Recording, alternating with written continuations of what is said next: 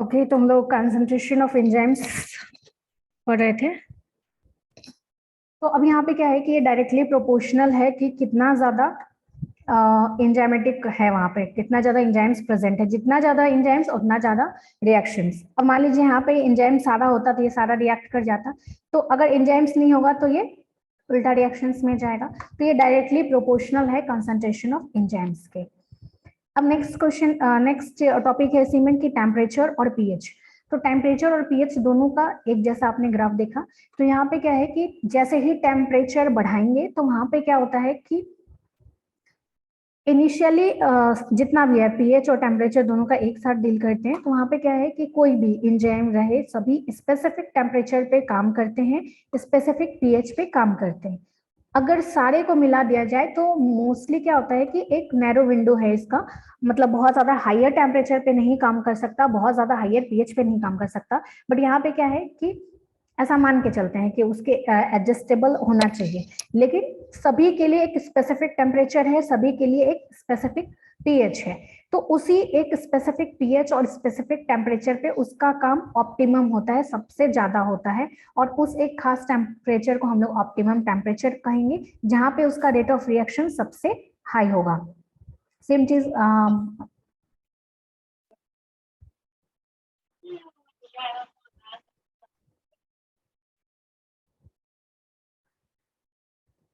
तो अब यहाँ पे क्या है कि मान लीजिए टेम्परेचर का बात करते हैं तो किसी का ऑप्टिमम टेम्परेचर हमारा लगभग 35 डिग्री होगा। तो उस केस में क्या होगा कि जैसे ही आप इसको जीरो डिग्री पे रखेंगे तो वो काम नहीं करेगा, ऑब्वियस। तो जीरो रहेगा। फिर जैसे जैसे उसका टेम्परेचर बढ़ाएंगे, जैसे ही वो करीब आएगा 30-35 का, तो 35 में तो खैर वो हाईएस्ट टेम्परेचर हाईएस्ट एक्टिविटी दिखाएगा।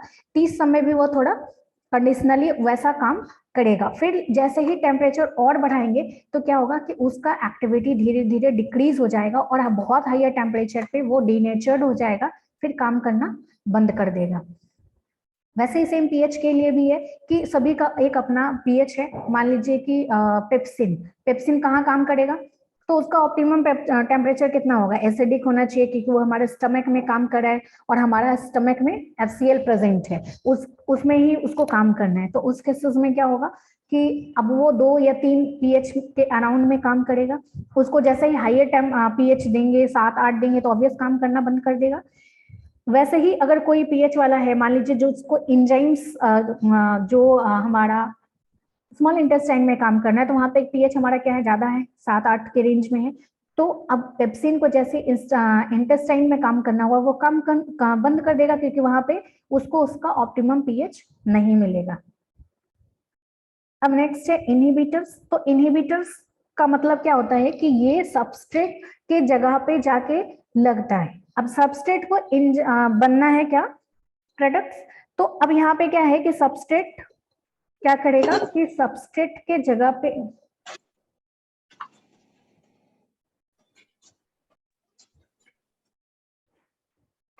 तो अब यहाँ पे इनहिबिटर्स क्या करता है कि कोई भी काम को बांध देगा, इनहिबिट कर देगा। तो इनहिबिटर्स जहां पे भी प्रेजेंट होगा वो क्या करेगा कि इंजाइम्स को फॉल्स सबस्ट्रेट के तौर पे जाके लग जाएगा। और वहां पे क्या है, जब सबस्ट्रेट ही नहीं है तो प्रोडक्ट बनेगा नहीं। तो इनहिबिटर्स उसके काम को रोकता है। तो जैसे ही रोकेगा तो ये क्या करेगा, इसके काम को नेगेटिवली इफेक्ट करेगा, ऑब्वियस। तो ये था हमारा फैक्टर अफेक्टिंग एंजाइम एक्टिविटी, जो बहुत ज्यादा इंपॉर्टेंट है आपके लिए लॉन्ग टाइप क्वेश्चंस के लिए। और ये मैकेनिज्म ऑफ एंजाइम एक्शन या थ्योरी ऑफ एंजाइम एक्शन, ये भी बहुत इंपॉर्टेंट है आपके लिए कि एंजाइम्स कैसे काम करता है और इस पे क्या क्या थ्योरी है। तो बेसिकली जो एंजाइम्स काम करता है, तो एक बार हम इसके लिए दूसरा पीडीएफ देखते हैं।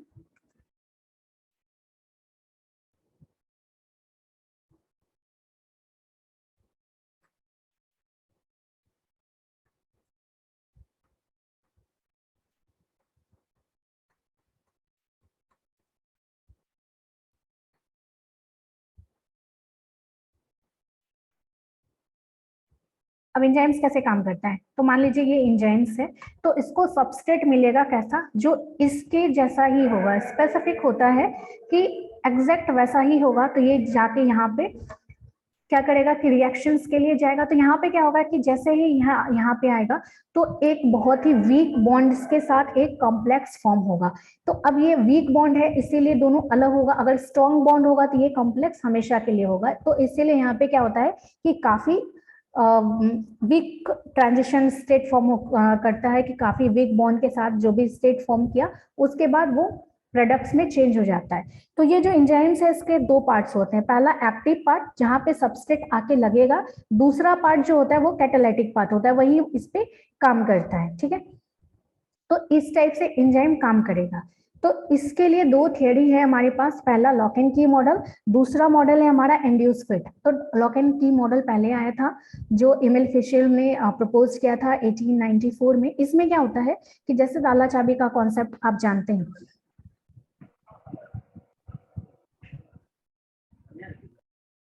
तो अब ये ताला चाबी का कॉन्सेप्ट क्या है कि जो ताला है उसका अगर चाबी नहीं मिला तो वो ओपन नहीं होगा, ऑब्वियस। तो यहाँ पे की क्या है कि सबस्ट्रेट का काम करता है और लॉक ताला का काम कौन करता है, एंजाइम्स। तो अगर सही चाबी नहीं मिलेगा तो वो लॉक के साथ नहीं लगेगा, कोई भी ताला से आप अपना बेडरूम का नहीं खोल सकते। तो वैसे ही क्या है कि जब तक सही चाबी नहीं होगा तब तक क्या होगा कि उसमें फिट नहीं होगा। अब दूसरा तीसरा कोई भी चाबी लगा देंगे तो वो फिट नहीं होगा, तो उसके लिए एक स्पेसिफिक चाबी होना चाहिए, वैसा ही जो जिसमें ऐसे इसका शेप डिजाइन होगा, जैसे भी शेप डिजाइन होगा। तो अब यहाँ पे क्या है कि दोनों एक दूसरे में कॉम्प्लीमेंट, एक दूसरे के साथ एक राइट अलाइनमेंट में बैठे, इसके लिए उसका चाबी का सही होना जरूरी है।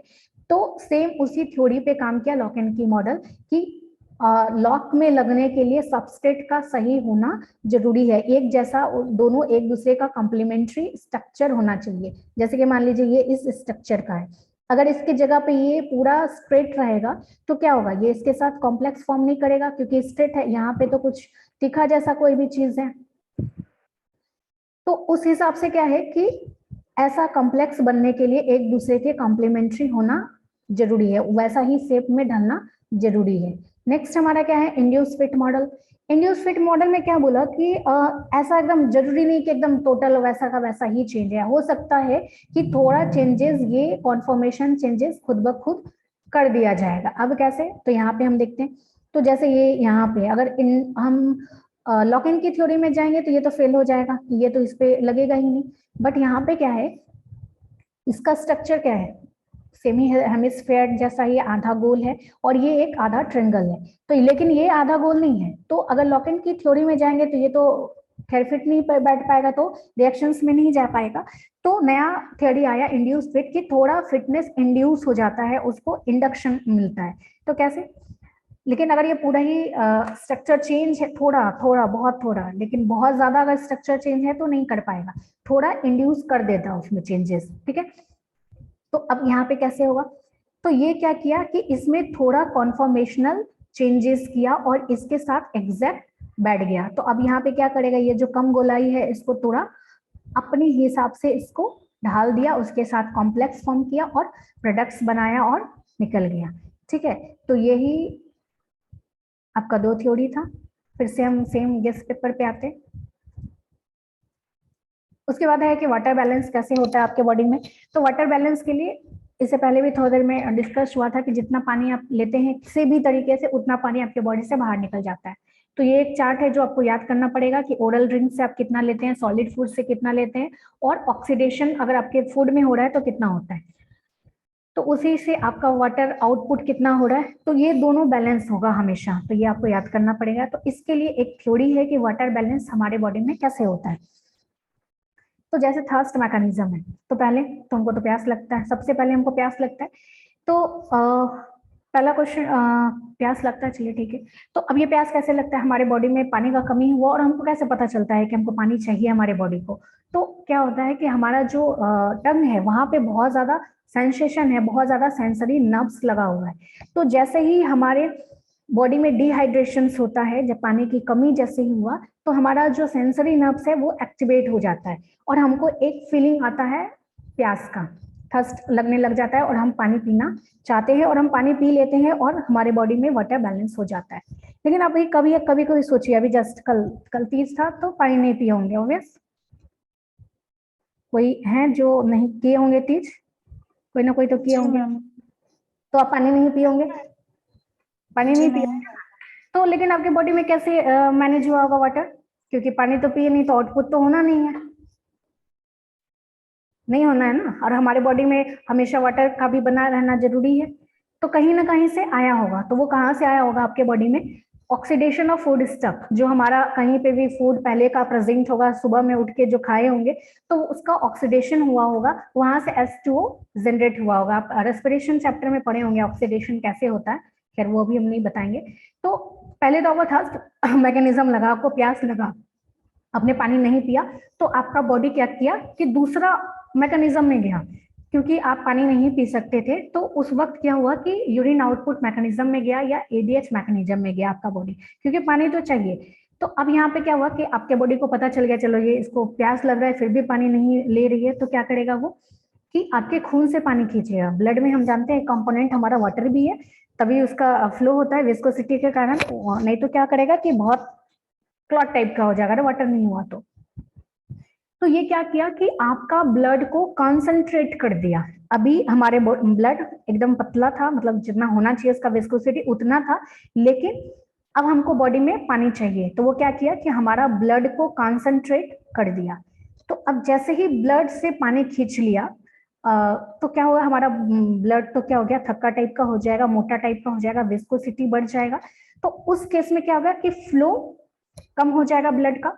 तो ब्लड को प्यूरिफाई कौन करेगा, किडनी। तो किडनी में जैसे ही पहुंचेगा हमारा ब्लड, तो किडनी में ऑस्मो रिसेप्टर है, तो उस वहां पे क्या हुआ कि ऑस्मोटिक प्रेशर ऑफ ब्लड कम हो गया, डिक्रीज हो गया, क्योंकि पानी कम है हमारे बॉडी में। उस कारण क्या हुआ कि ऑस्मोटिक प्रेशर ब्लड का कम हो गया।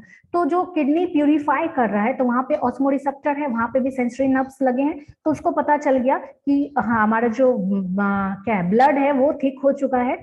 तो वो क्या किया, किसी को इन्फॉर्मेशन देगा, तो सारा इन्फॉर्मेशन हमारा बॉडी किसको देता है, हाइपोथैलेमस को, मास्टर ग्लैंड है हमारा, बॉडी को मेंटेन वही कर रहा है।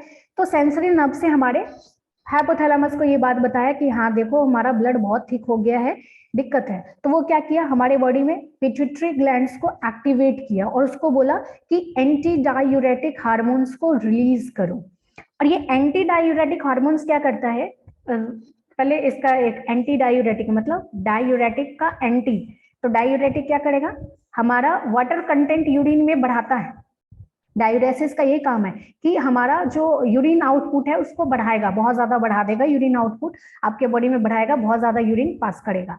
तो अब ये क्या किया, एंटी डायूरेटिक हार्मोन्स को रिलीज किया, तो वो क्या करेगा, यूरिन आउटपुट कम कर देगा, और जो यूरिन फिल्ट्रेट होके यूरिन बन गया उसको फिर से आपके बॉडी में एब्जॉर्ब कर लेगा, रीअब्जॉर्प्शन ऑफ वाटर वहां पे हो गया। आपने पढ़ा होगा ये पार्ट्स, यूरिन फॉर्मेशन का पार्ट पढ़ा होगा, तो वहां पे फिर से जितने वाटर उन्होंने छोड़ा था यूरिन के टॉम पे वो फिर से रीअब्जॉर्ब हो गया आपके बॉडी में। तो अब ये पानी फिर से आपके ब्लड में चला गया, अब फिर आपका बॉडी में वाटर कंटेंट बैलेंस हो गया। ठीक है, तो ये दो मैकेनिज्म हम जानते हैं, थर्स्ट मैकेनिज्म, अगर थर्स्ट में पानी नहीं पिया तो दूसरा मैकेनिज्म बॉडी अपनाता है, वो है हमारा एडीएच मैकेनिज्म। क्लियर है? Yes ma'am. अब नेक्स्ट हमारा क्लासिफाई करना है मिनरल्स को। तो मिनरल्स क्या है कि ये भी विटामिन की तरह हमको बहुत कम अमाउंट में चाहिए, लेकिन ये जितने भी हमारे बॉडी में मेटाबॉलिज्म वाला पार्ट है वहां पे बहुत जरूरी होता है। तो बहुत सारा काम लिखा हुआ है, calcification of bone, neuromuscular activity, तो ये सभी जगह कुछ ना कुछ काम आता है। तो अब इसका जो क्लासिफिकेशन करेंगे वो दो तरीका होता है, या मैक्रो या माइक्रो। मैक्रो कहने का मतलब है ज्यादा अमाउंट्स में, और हम पहले क्या बताए कि मिनरल्स हमेशा कम अमाउंट में चाहिए, तो कम अमाउंट में भी जो ज्यादा अमाउंट में चाहिए वो है मैक्रो, और माइक्रो में भी जो कम अमाउंट में चाहिए वो है माइक्रो, नाम में जाएंगे। ठीक है, तो जो 100 mg पर डे से ज्यादा चाहिए तो वो हमको, उसको हम लोग बोलते हैं मैक्रो, और जो 100 mg पर डे से कम चाहिए, बहुत ही ट्रेस यूनिट में चाहिए, उसको बोलते हैं हम लोग माइक्रो। ठीक है, तो ये याद करना पड़ेगा कौन कौन सा है। कैल्शियम है तो ऑब्वियस दूध पीते रहते पूरा 1 गिलास, तो इसका मतलब है मैक्रो होगा। और भी जैसे कोबाल्ट है या कुछ भी इस टाइप का जो भी है, आयोडीन, क्या क्या है जो भी है, सेलेनियम है, मैंगनीज है, तो ये सब क्या है कि हम लोग कम अमाउंट में लेते हैं। आप खाते हैं क्या कभी भी सेलेनियम या मैंगनीज, अलग से नहीं लेते, कभी ना कभी फूड के सोर्स में आपके बॉडी में अंदर चला जाता है, अलग से आप नहीं पीते। तो ये माइक्रो एलिमेंट से काफी कम अमाउंट में चाहिए होता है। उसके बाद एक क्वेश्चन है कि फिजियोलॉजिकल फंक्शंस और डेफिशिएंसी डिसऑर्डर्स, कि जैसे calcium, phosphorus, iron, vitamin A, vitamin C, vitamin K, इसका काम क्या है आपके बॉडी में और इसके डेफिशिएंसी से आपके बॉडी में क्या हो सकते हैं। तो सभी को एक एक करके पढ़ेंगे हम लोग। तो पहला है कैल्शियम। तो ठीक है, इसको आपको याद करना पड़ेगा।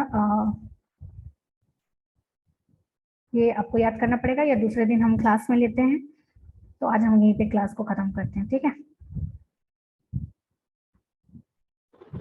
Thank you ma'am. वेलकम।